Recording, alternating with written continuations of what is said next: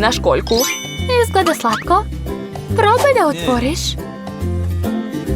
To nije tako lako kako se čini na prvi pogled. Nemam dovoljno snage. Ne znam šta da radim. Oh, man. Ti razmisli, a ja ću skinuti svoj poklopac. Srećno, Suzy.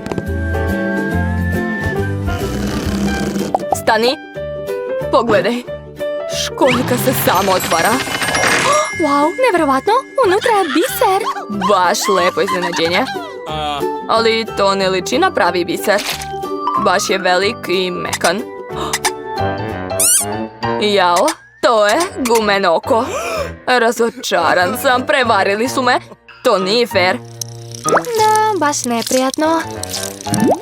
Postoje samo jedna dobra vest. Mogu pojesti ovo žele. O da, unutra je toliko puno džema. Super. Volela bih i ja da probam. Mislim da si čak imao sreće. Hrana je bolja od bisera. Možda još nešto ima tu? Ne, prazna je šteta. Suzy, pazi se, to je pobuda školjki. Kakve gluposti, Zač. Eto, povredio si prst.